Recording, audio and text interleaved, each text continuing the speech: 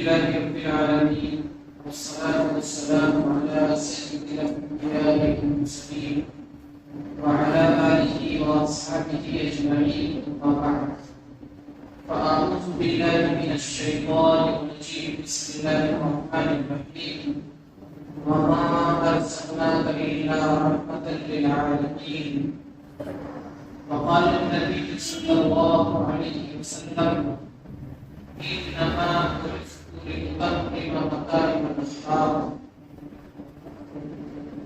صدق الله العظيم وصدق رسوله النبي الكريم ونحن على ذلك لمن الشاهدين والشاهدين. حضور آئے سترے آفرینش باغی دنیا. حضور آئے سترے آفرینش باغی دنیا. اندھیروں سے نکل کر روشنی میں آ گئی دنیا. ستے چہروں کا سنگ ترا مجھے چہروں پہ مل رہا ہے. ستے چہروں کا سنگ ترا مجھے چہروں پہ مل رہا ہے. حضور آئے تو انسانوں کو جینے کا شکر ہے صلی اللہ علیہ وسلم. میرے محترم بزرگوں اور عزیز دوستوں، ربیع الاول کا مبارک مہینہ چل رہا ہے. یہ وہ بابرکت مہینہ ہے جس میں سید الانبیاء تاجدار مدینہ حضرت محمد مصطفیٰ صلی اللہ علیہ وسلم کی پیدائش ہوئی. اس بابرکت مہینے میں اللہ کے نبی اس دنیا میں تشریف لائے. اللہ تبارک و تعالی نے آپ کی زندگی کو، آپ کی سیرت کو، آپ کے طریقے کو پوری انسانیت کے لیے ہدایت کا اور رہنمائی کا ذریعہ بنا کہ آپ علیہ السلام جب دنیا میں تشریف لے آئے، آپ کو اللہ نے اپنا نبی بنایا، آپ کو اللہ نے دین عطا فرمایا، شریعت عطا فرمائی. اب قیامت تک جو بھی انسان ہدایت چاہتا ہے، جو بھی صحیح راستے پر چلنا چاہتا ہے، جو بھی اللہ کا محبوب اور پیارا بندہ بننا چاہتا ہے، اس کے لیے ضروری ہے کہ وہ حضرت محمد مصطفیٰ صلی اللہ علیہ وسلم کی سیرت کو اپنائے، ان کی زندگی کے مطابق اپنی زندگی کو ڈھالنے کی کوشش کرے. تو اس مبارک مہینے میں پیارے نبی صلی اللہ علیہ وسلم کی پیدائش ہے. جب یہ مہینہ شروع ہوتا ہے تو ہر طرف سے جلسے جلوس کی آواز آنے لگتی ہے اور جگہ جگہ پر سیرت النبی کے نام سے جلسے ہوتے ہیں، پروگرام ہوتے ہیں. نبی کی آمد کا جشن منایا جاتا ہے کہ پیارے نبی صلی اللہ علیہ وسلم اس مہینے میں دنیا میں آئے، اس کا جشن مناتے ہیں. تو جو سیرت النبی کے جلسے ہوتے ہیں، عنوان رکھا جاتا ہے سیرت النبی صلی اللہ علیہ وسلم. یہ ایک دعویٰ ہے نبی علیہ السلام کی سیرت. اس دعوے کو ہم اور آپ کرتے ہیں کہ ہم نبی کی سیرت بیان کر رہے ہیں، یا جو بھی لوگ جلسے کرتے ہیں، پروگرام کرتے ہیں، ان کا دعویٰ ہوتا ہے کہ ہم نبی کی سیرت کو بیان کرتے ہیں. نبی کی سیرت کو بیان کرنے کا مقصد کیا ہے؟ نبی صلی اللہ علیہ وسلم دنیا میں تشریف لائے، ان کے آنے کا مقصد کیا ہے، کیا پیغام لے کر کے آئے. اگر ہم ان چیزوں کو سمجھتے ہیں تب تو ہمارا نبی علیہ السلام کے دنیا میں تشریف لانے پر خوشی منانا یہ اچھی بات ہے. اور اگر ہم اس پیغام کو نہیں سمجھتے کہ نبی دنیا میں تشریف کیوں لائے، آپ کے آنے کا مقصد کیا تھا، ہم اس پیغام کو نہ سمجھتے ہیں تو پھر ہمارے ان جلسوں کا، کانفرنسوں کا، پروگرام کا کوئی فائدہ نہیں، ہمارے جشن منانے کا کوئی فائدہ نہیں۔ نبی علیہ السلام دنیا میں تشریف لائے، اس مہینے میں ہم خوشی منا رہے ہیں، اچھی بات ہے، ہر ایمان والے کو خوشی ہے کہ ہمارے نبی اس دنیا میں تشریف لائے اس مہینے میں، لیکن صرف خوشی منا لینا، جلسے، پروگرام، کانفرنس سے کر لینا، لیکن نبی کے آنے کے مقصد کو نہ سمجھنا یہ بے وقوفی ہے۔ کسی بزرگ نے فرمایا کہ جب گھر میں کوئی مہمان آتا ہے تو بڑوں کو بھی خوشی ہوتی ہے اور چھوٹوں کو بھی خوشی ہوتی ہے۔ چھوٹے بچوں کو خوشی کیا ہوتی ہے کہ آج ہمارے گھر میں مہمان آنے والے ہیں، گھر میں اچھا اچھا کھانا بنے گا، گھر میں حلوہ بنے گا اور دوسری اچھی اچھی ڈشیں تیار ہوں گی، مٹھائیاں آئیں گی۔ تو یہ چھوٹے بچوں کی خوشی ہوتی ہے کہ مہمان آ رہے ہیں تو آج اچھا اچھا کھانے کو ملے گا۔ اور بڑوں کی بھی خوشی ہوتی ہے۔ بڑوں کی خوشی کیا ہوتی ہے کہ وہ جو مہمان ہمارے یہاں تشریف لا رہے ہیں، وہ جو بزرگ آ رہے ہیں، کوئی عالم دین آ رہے ہیں، کوئی اللہ والے آ رہے ہیں، تو ہمیں ان سے کچھ اچھی باتیں سننے کو ملیں، ان سے ہمیں کچھ دین کی باتیں معلوم ہوں گی، وہ ہمیں کچھ نصیحت کریں گے جس سے ہماری زندگی بدل جائے گی۔ تو دونوں کو خوشی ہے، چھوٹوں کو بھی خوشی ہے، بڑوں کو بھی خوشی ہے۔ اسی طرح اللہ کے نبی صلی اللہ علیہ وسلم دنیا میں تشریف لائے تو خوش ہونے والوں کی بھی دو قسمیں، ایک تو وہ لوگ ہیں جو صرف جشن منا رہے ہیں، خوشی منا رہے ہیں اور نبی کے نام پر کانفرنس کر رہے ہیں، جلسے کر رہے ہیں، پروگرام ہو رہے ہیں اور ان میں اچھا اچھا کھانے کو پکا رہے ہیں، کھا رہے ہیں، نبی کے نام پر کیک کاٹا جا رہا ہے، نبی کا برتھ ڈے منایا جا رہا ہے، یہ خوشی ہو گئی اور بس بات ختم۔ کچھ لوگ ہوئے ہیں انہیں بھی خوشی ہے کہ اس مہینے میں اللہ کے نبی دنیا میں تشریف لائے، لیکن وہ اس خوشی کے ساتھ ساتھ نبی کے آنے کے مقصد کو بھی سمجھ رہے ہیں کہ نبی دنیا میں کس مقصد سے آئے، کیا پیغام لے کر کے آئے، انہوں نے کیا دنیا کو رہنمائی دی اور کیا پیغام کو چھوڑ کر کے گئے۔ تو دونوں لوگوں کو خوشی ہے۔ تو ہمیں اور آپ کو صرف خوشی نہیں منانی، بلکہ اس خوشی کے ساتھ ساتھ ہمیں نبی کے دنیا میں آنے کے مقصد کو بھی سمجھنا ہے۔ تو سیرت النبی کے جلسے کیے جاتے ہیں۔ نبی صلی اللہ علیہ وسلم کی سیرت کے بہت سارے پہلو ہیں۔ ایک پہلو یہ ہے نبی صلی اللہ علیہ وسلم کی سیرت طیبہ کا کہ آپ علیہ السلام کی کچھ خصوصیات تھی۔ آپ علیہ السلام کچھ ایسے کام کیا کرتے تھے جن کی اجازت صرف آپ ہی کو تھی، آپ کے علاوہ کوئی دوسرا وہ کام نہیں کر سکتا۔ وہ نبی کی خصوصیات ہیں، جیسے اللہ کے نبی صلی اللہ علیہ وسلم صوم وصال رکھا کرتے ہیں۔ صوم وصال کا مطلب کہ دن میں بھی روزہ ہے، رات میں بھی روزہ ہے، افطار نہیں کرتے، بیچ میں کچھ کھاتے پیتے نہیں، کئی دن تک اللہ کے نبی اس طریقے سے گزار دیا کرتے تھے۔ یہ صوم وصال۔ جب صحابہ نے دیکھا کہ آپ ایسا عمل کر رہے ہیں تو صحابہ تو ہر وقت تیار رہتے تھے، آپ نے جو عمل کیا صحابہ فوراً اس پر عمل کیا کرتے تھے۔ تو صحابہ نے کہا یا رسول اللہ ہمیں بھی اجازت دے دیجیے کہ ہم بھی یہ روزہ رکھیں جو آپ رکھتے ہیں، دن میں بھی روزہ، رات میں بھی روزہ، بیچ میں کوئی افطار نہیں، کئی دن تک اسی حالت میں گزارتے ہیں۔ تو نبی صلی اللہ علیہ وسلم نے فرمایا کہ تم یہ نہیں کر سکتے، یہ صرف میں کر سکتا ہوں، اس لیے کہ اللہ مجھے کھلاتے ہیں، اللہ مجھے پلاتے ہیں۔ کھلانے پلانے کا مقصد وہ کھانا پینا نہیں، بلکہ اللہ روحانی غذا اپنے نبی کو عطا فرماتے ہیں۔ روحانی طور پر اللہ کے نبی کو طاقت اور قوت ملتی ہے، تو اس لیے میں کئی دن تک بغیر کھائے رہ سکتا ہوں، تم ایسا نہیں کر سکتے۔ تو یہ نبی علیہ السلام کی خصوصیت ہے جس کی اجازت صرف آپ کو تھی. ہم اور آپ اس کام کو نہیں کر سکتے. جب صحابہ نہیں کر سکے تو ہم کہاں سے کر سکتے ہیں؟ اسی طرح اللہ کے نبی صلی اللہ علیہ وسلم نے ایک وقت میں 4 سے زائد نکاح فرمائے. 9 بلکہ 11 عورتوں سے آپ نے نکاح فرمایا.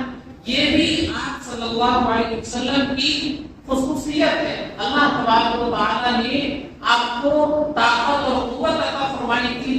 جنتی 100 مردوں کی طاقت حضرت نبی صلی اللہ علیہ وسلم کے اندر تھی اور دنیا کے 4000 مردوں کی طاقت اللہ نے آپ کے اندر رکھی تھی. آپ نے 4 سے زائد نکاح فرمائے. یہ آپ کی خصوصیت تھی اور اس نکاح کرنے کے اندر بہت سارے مقاصد تھے. دین پھیلانا تھا, دین کے نظام کو آگے بڑھانا تھا.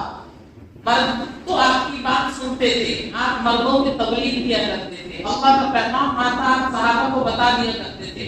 لیکن آپ کی جو نجی زندگی ہے, گھریلو زندگی ہے, وہ پوری امت تک کیسے پہنچے؟ امت کی مائیں اور امت کی عورتوں تک اللہ کے نبی کے دین کا یہ پیغام جو گھر کے اندر کی زندگیوں کیسے جائے گی, اس مقصد کے لیے اللہ کے نبی نے مختلف قبیلوں کی عورتوں سے نکاح کیا اور آپ نے 9 اور 11 نکاح فرمائے. اس میں صرف حضرت عائشہ صدیقہ رضی اللہ تعالیٰ عنہ صرف گواری تھی. ان کے علاوہ باقی عورتیں بیوہ تھی, ان کے شوہر میں انتقال ہو گیا, یہ طلاق شدہ تھی. اور ایک جگہ سے کئی بیویاں آپ کی ایسی ہیں جن کو 2 شوہروں نے بلکہ 3 شوہروں نے طلاق دی تھی. آپ علیہ السلام نے ان سے نکاح فرمایا. اس کے ذریعے سے آپ نے دنیا کو پیغام دیا کہ بیوہ عورتوں کو بھی سہارا ملنا چاہیے, طلاق شدہ عورتوں کو بھی سہارا ملنا چاہیے اور ان کا بھی کوئی ٹھکانہ ہونا چاہیے. اللہ نے قرآن میں آیت فرما دی وَأَنكِحُوا الْأَيَامَ مِنكُمْ وَالصَّالِحِينَ مِنْ عِبَادِكُمْ وَإِمَائِكُمْ, کہ جو تم میں بے نکاحی عورتیں ہیں جن کے شوہر نہیں ہیں, ان کی نکاح کی ذمہ داری اللہ نے سماج پر رکھ دی ہے, معاشرے پر رکھ دی ہے. کہ جو عورتیں ایسی ہیں جن کے شوہر نہیں ہیں, بیوہ ہو گئی ہیں, شوہر کا انتقال ہو گیا ہے یا اس کو طلاق ہو گئی ہے, آپ ان عورتوں کے نکاح کی ذمہ داری اللہ نے سماج پر اور معاشرے پر رکھ دی ہے کہ وہ ان عورتوں کے لیے اچھے شوہر کا انتخاب کرے اور اس کا نکاح کرائے. تو پیارے نبی صلی اللہ علیہ وسلم نے اتنے سارے نکاح فرمائے.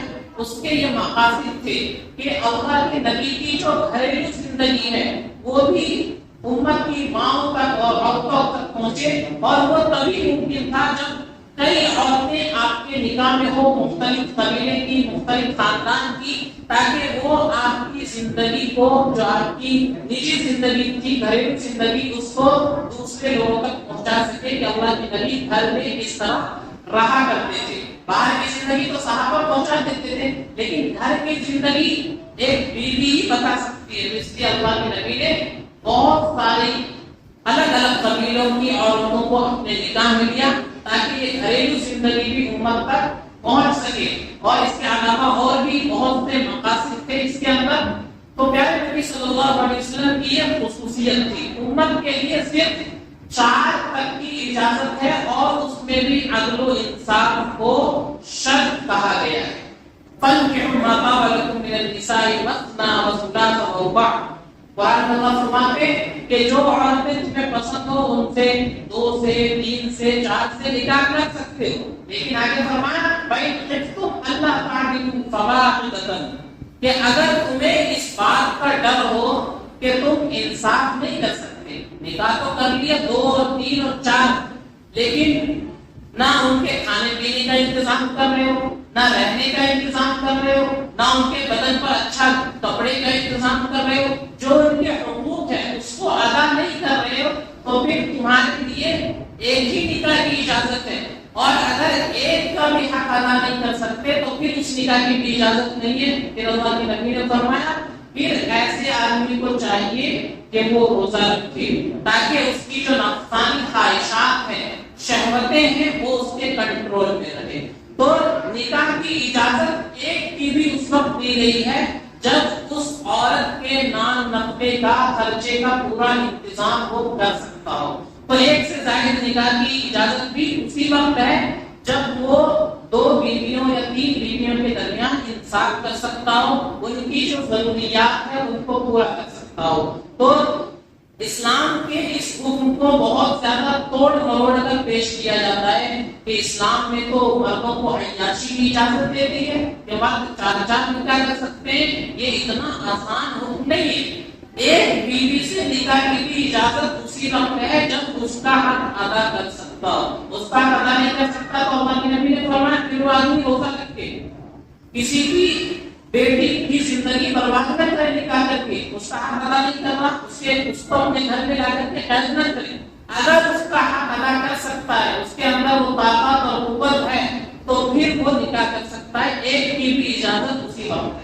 تو 2, 3 اور 4 کی بھی اجازت اسی وقت ہے جب تم تمام عورتوں کے درمیان انصاف کر سکتا ہو اور سب کے جو حقوق ہیں اس کے اوپر وہ ان کو اچھے طریقے سے ادا کر سکتا ہو. تو صرف یہ کہنا اسلام میں اجازت ہے 4 شادیوں کی اتنا کافی نہیں ہے. پوری بات آدمی کو بیان کرنی چاہیے, پورا مسئلہ سمجھنا چاہیے. ادھورا مسئلہ سمجھیں گے تو معاملہ گڑبڑ ہو جائے گا. آدمی ادھورا مسئلہ سمجھ لیتا ہے جس کی وجہ سے بہت سی جگہوں پر پریشانیوں کا سامنا کرنا پڑتا ہے. تو اصل بات یہ ہے, تو میں عرض کر رہا تھا کہ اللہ کے نبی صلی اللہ علیہ وسلم کی کچھ خصوصیات ہیں, یعنی خاص باتیں ہیں جو صرف نبی ہی کر سکتے ہیں. ہمیں اور آپ کو اس کو کرنے کی اجازت نہیں. جیسے میں نے بتایا صوم مثال, اللہ کے نبی لگاتار روزے رکھ لیتے تھے, بیچ میں افطار نہیں, دن میں بھی روزہ, رات میں بھی روزہ, کئی دن پر کچھ کھاتے نہیں تھے. یہ صرف اللہ کے نبی کو اجازت تھی. اسی طرح اللہ کے نبی صلی اللہ علیہ وسلم نے 4 سے زائد عورتوں سے نکاح کیے. یہ صرف آپ کی خصوصیت ہے. آپ کے علاوہ امت کے لیے 4 کا حکم ہے اور اس میں بھی شرط ہے کہ سب کے ساتھ عدل و انصاف کر سکتے ہو, ان کے حقوق کو ادا کر سکتے ہو. تو یہ نبی کی خصوصیات ہے. سیرت النبی میں ہم ان چیزوں کو بیان کر سکتے ہیں, لیکن اس پر عمل ہم نہیں کر سکتے. ایک پہلو اللہ کے نبی صلی اللہ علیہ وسلم کی زندگی کا یہ ہے آپ کے معجزات. معجزہ کہتے ہیں انہونی بات, یعنی جو ہو نہیں سکتی لیکن اللہ اپنی قدرت کا اظہار فرماتے ہیں اور اپنے نبی کے ہاتھوں پر اس چیز کو کرا کے دکھاتے ہیں. ایسی چیز کو معجزہ کہا جاتا ہے. جیسے کوئی انسان چاند کے ٹکڑے نہیں کر سکتا, لیکن اللہ کے نبی نے اپنی انگلی کے اشارے سے چاند کے 2 ٹکڑے کیے. اس کے شواہد موجود ہیں. اسی طریقے سے اللہ کے نبی صلی اللہ علیہ وسلم کے بہت سارے معجزات ہیں جو کوئی کر نہیں سکتا, لیکن اللہ اپنی طاقت کا قدرت کا اظہار فرماتے ہیں اور اپنے نبی کے ہاتھوں پر اس چیز کو ظاہر فرماتے ہیں. تمام نبیوں کو اللہ نے معجزے عطا فرمائے. پیارے نبی صلی اللہ علیہ وسلم کو بھی بہت سارے معجزے دیے گئے, یعنی ایسی باتیں جو کوئی نہیں کر سکتا لیکن اللہ اپنے نبی کے ہاتھوں پر اس کو ظاہر فرماتے ہیں. تو ایک نبی علیہ السلام کی سیرت کا پہلو یہ ہے, ہم اس پر بھی عمل نہیں کر سکتے. اس کے بعد ایک پہلو اللہ کے نبی صلی اللہ علیہ وسلم کی سیرت کا ہے آپ کا حسن و جمال, آپ کی خوبصورتی.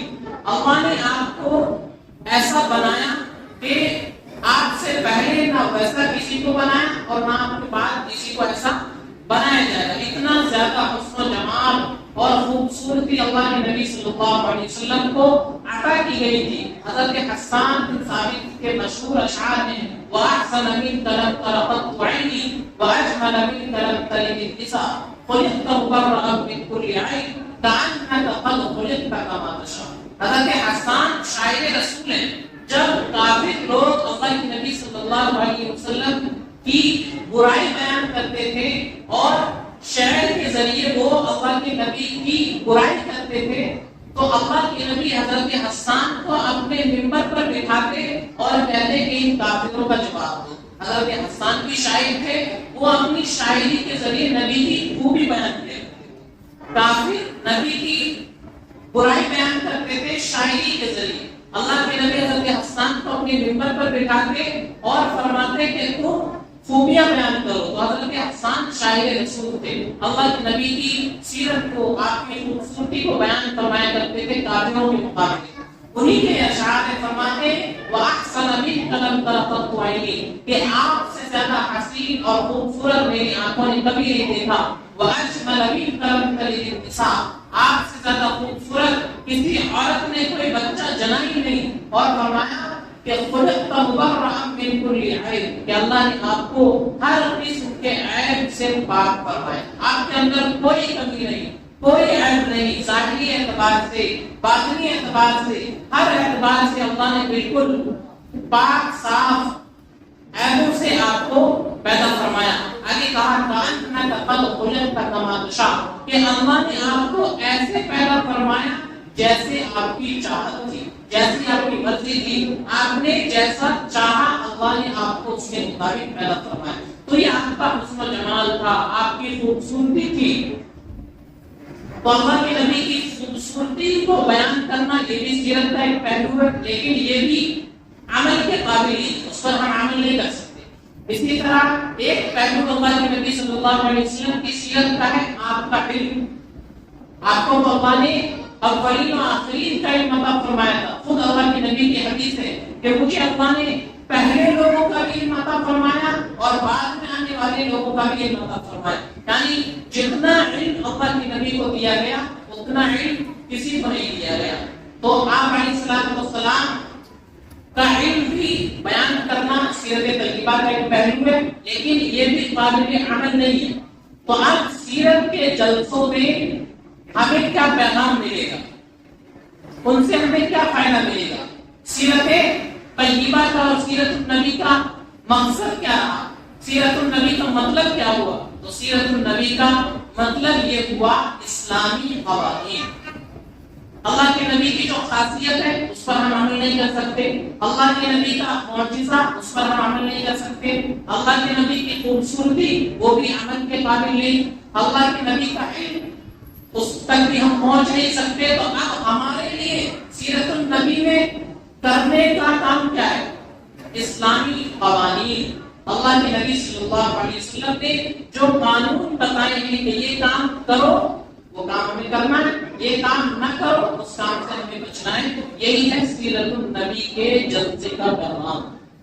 سیرت النبی کے جلسے میں صرف نبی کی خوبصورتی کو بیان کرنا, نبی کے معجزات کو بیان کرنا یہ مقصد نہیں ہے, بلکہ سیرت النبی کا مقصد یہ ہے کہ اللہ کے نبی جو قانون بتا کر کے گئے اس قانون کے مطابق ہماری زندگی ہو جائے. آپ نے جو اخلاق سکھائے وہ اخلاق ہماری زندگی کے اندر آ جائے. یہ سیرت النبی کے جلسوں کا مقصد ہے, اور سیرت کا یہی پہلو ہمارے لیے قابل عمل ہے کہ جو اسلامی قانون ہمارے پاس ہے, ہم ایمان لائے, نماز پڑھے, زکات اللہ نے مال دیا ہے زکات ادا کرے, رمضان کا مہینہ آ جائے روزہ رکھے, اللہ نے اور زیادہ مال دیا ہے تو حج کرے بیت اللہ کا. اسی طریقے سے جو اللہ کے نبی نے احکام کیے ہیں ان احکامات پر عمل کرنا یہی سیرت النبی کا پیغام ہے. اور اس مبارک مہینے میں جو جلسے جلوس اور کانفرنسیں ہم کرتے ہیں ان تمام کا مقصد بھی یہی ہونا چاہیے کہ اللہ کے نبی جو پیغام لے کر کے آئے, جو زندگی گزارنے کا طریقہ بتا کر کے گئے, ہم اس طریقے کے مطابق اپنی زندگی کو گزاریں. اگر ہم ایسا کرتے ہیں تو ہمارے اس جشن منانے کا اور نبی کے آنے کی خوشی منانے کا مقصد ہے, فائدہ ہے. اور اگر ایسا نہیں کرتے, صرف نبی کے نام پر جلسے کر رہے ہیں, نعرے لگا رہے ہیں, جھوم جھوم کر نعرے پڑھ رہے ہیں, تو پھر ہمارے اس جلسے کا کانفرنس کا کوئی فائدہ نہیں.